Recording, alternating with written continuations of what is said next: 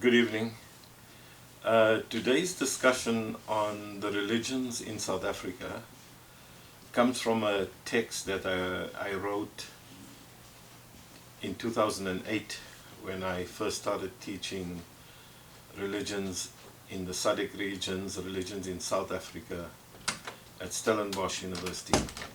Since then, the texts have been used in the bridging program at Stellenbosch University over the years, and also I believe at UWC. I wrote the text because I couldn't find anything that fitted the program that I was teaching. Hence, I spent some time writing this particular one on the religions in South Africa. And what I did was I looked at the census data in order to find out what percentage of the different populations in South Africa affiliate with the particular religions. And not a surprise to you, I'm sure, is that the biggest affiliation or religious affiliations in South Africa goes to the African independent churches. So if you look at the 2001 census data, or perhaps the one after that, you'll see that at least, well, between 38 and 40% of South Africa's population affiliate with the African independent churches. Hence, that has to be the most important religious grouping that we need to understand in that geography. Be that as it may, my text covered a variety of the other bigger religious groupings, and what I'm going to do is introduce some of the religions in South Africa over a series of lectures, but today's one will talk about religion in South Africa post-1994 in general, and perhaps I'll say something very briefly about the African independent churches. The purpose here is just a general understanding for the students in terms of who they are confronted with from a religious perspective on a daily basis. So I'd like to start the presentation as we always do, in terms of what it is we are searching, we are looking for in the research, etc. So what I'd like to do is to perhaps start off with a quote by Max Weber, where he says, "To define religion, to say what it is not possible at the start of a presentation such as this. Definition can be attempted, if at all, only at the conclusion of the study." And I think that makes sense. We don't know what South Africa's religions are about until we've spent time researching the different religions, and then perhaps come up with a definition of religions in South Africa, or religion in South Africa at the end, which I've done.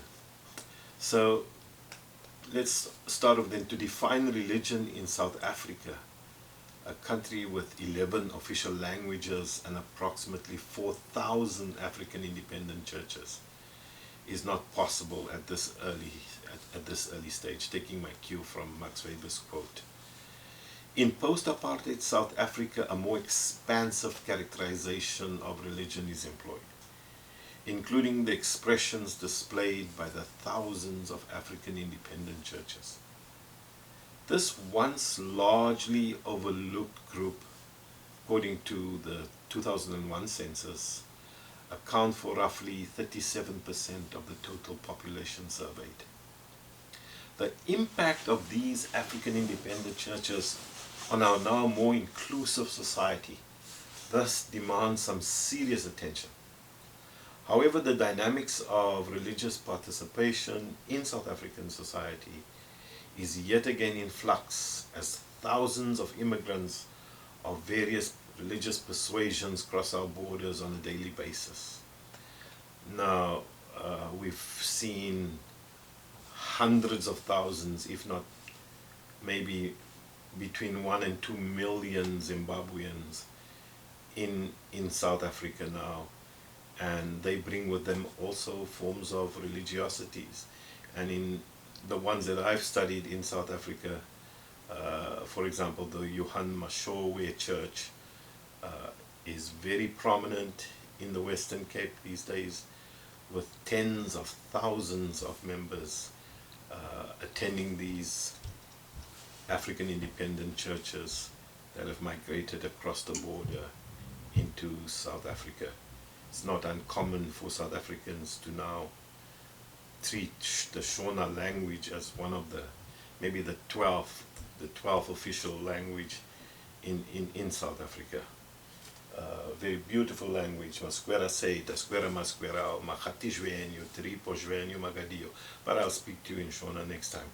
One is only to visit the mosques around, for example, the urban centers, to witness the tall kufiyas, the prayer caps of Nigerian Muslims, or to hear the melodious Arabic tongues of the Somalian Quranic readers.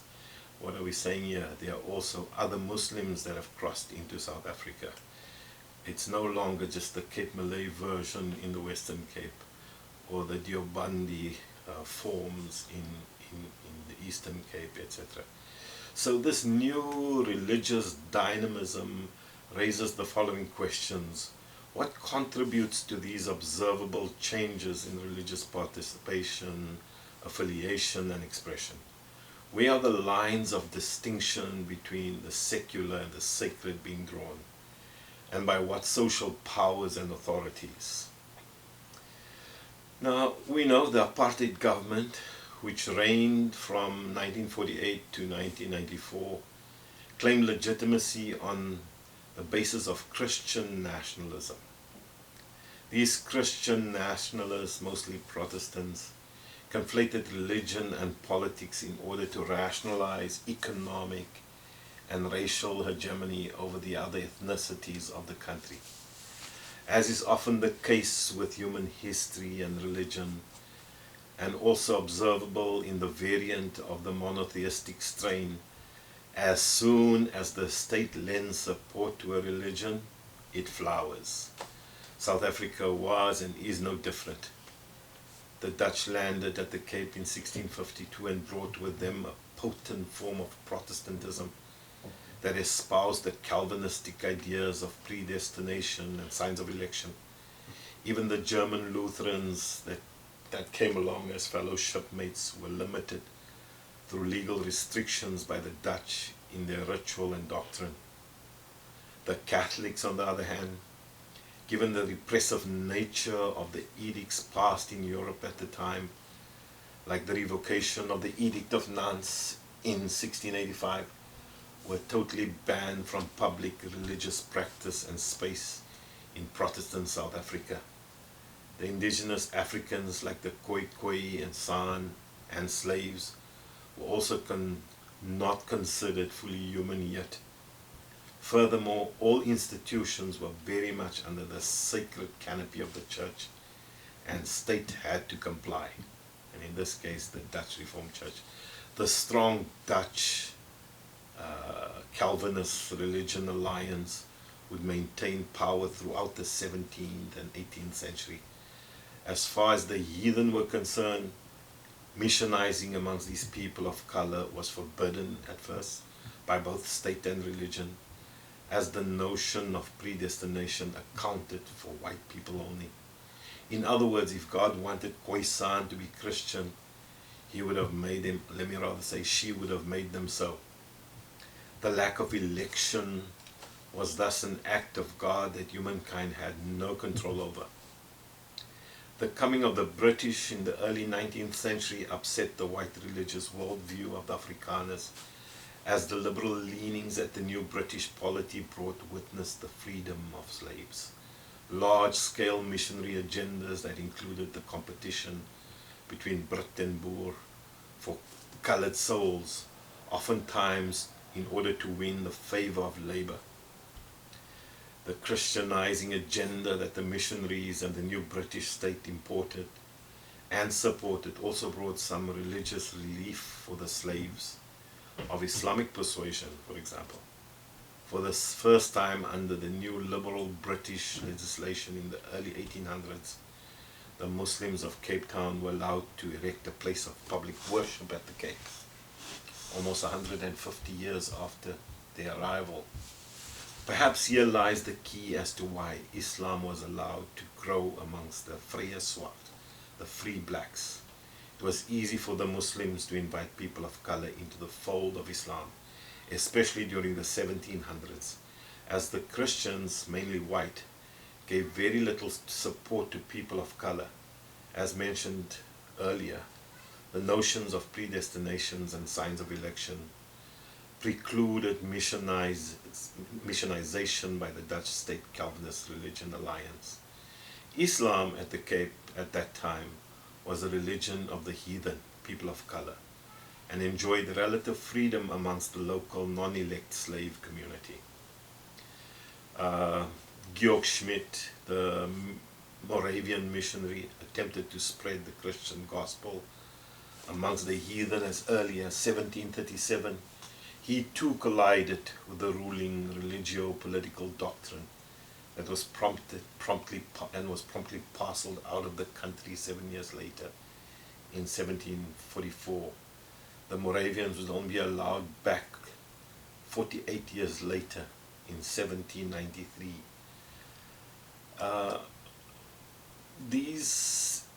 Georg Schmidt and his arrival at the Cape in 1737 is an interesting phenomenon.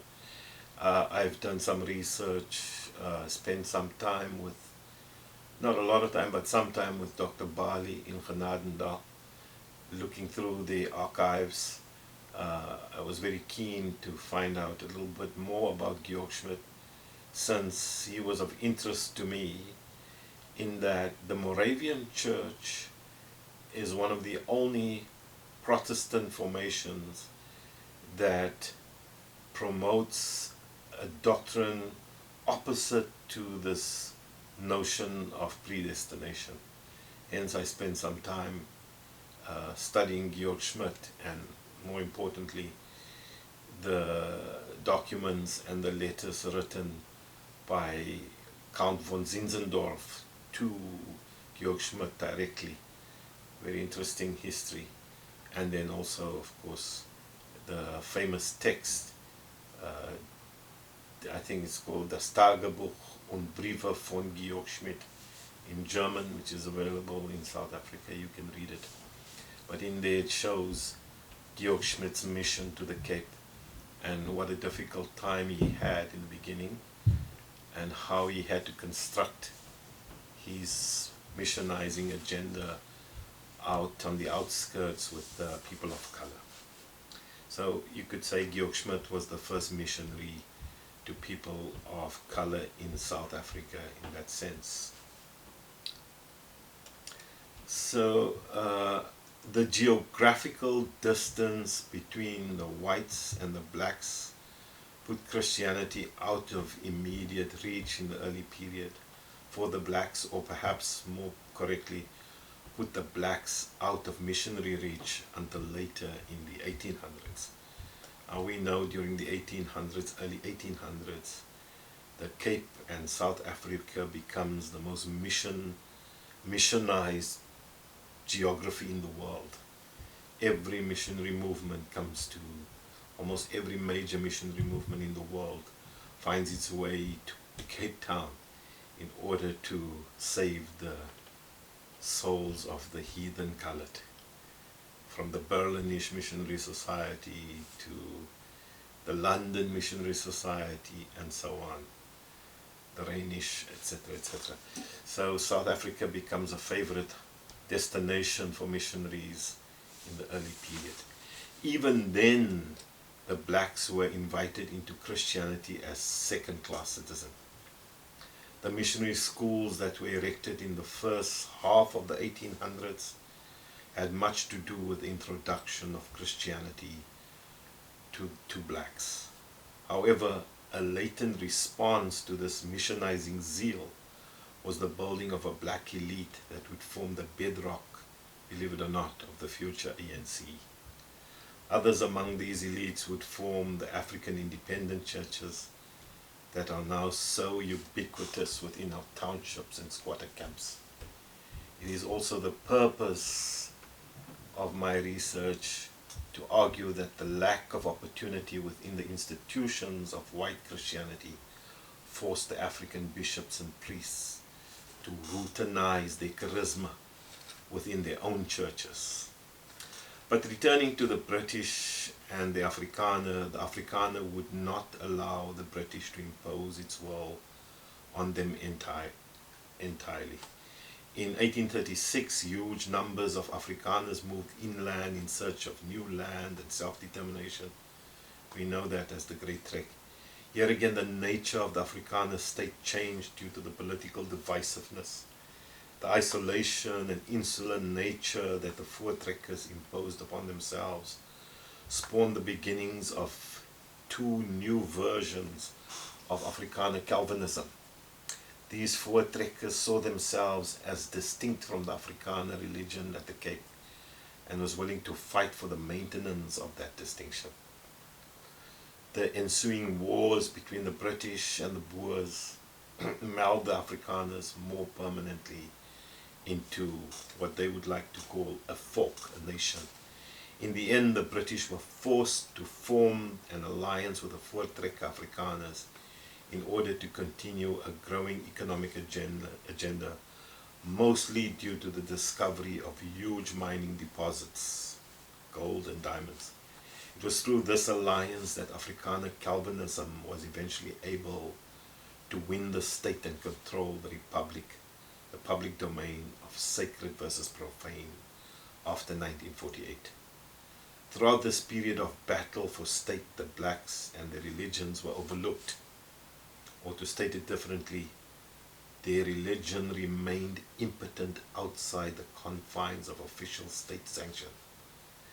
This political religious myopia leaves scholarship in South Africa with the task of redefining the religious in the new country, now mostly black, African and independent.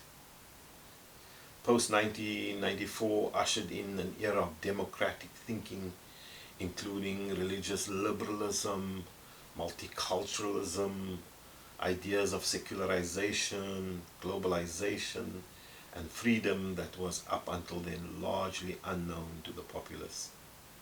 This liberating moment in South African history also heralded in the voices of religion that was once silenced. It is this backdrop that is needed to understand religions in South Africa post-1994. Okay, so that gives me space to talk about the African independent churches. So, because of the short discussions, I will be brief with the different religions. In this case, the African independent churches, I'll combine them as Ethiopian and Zionist, which account for roughly 37% of the population based on the 2001 census data. The Dutch Reformed churches, the Pentecostal charismatic churches, the Roman Catholics, the Muslims, and finally the results of an ethnographic study done in congregations in Cape Town I'll talk about in 2006. So in order to portray the transitional nexus between the struggle years and the new multiplicity of struggles that South Africa is faced with. So let's say that social realities, historical processes, they are not different kinds of phenomena, but fused dimensions of a single totalizing dynamism. Unfortunately or fortunately, religion falls within this dynamism. So the African independent churches, let me just say there are 6,000 African independent churches roughly on the continent of Africa. 4,000 of the 6,000 sit in South Africa. So you can see an important form of religiosity. Early works by people like Martin West and Ben Sunkler on the African independent churches was groundbreaking. So this, the biggest subgroup on this census table, is thus perhaps the most important of religious groupings in South Africa by now.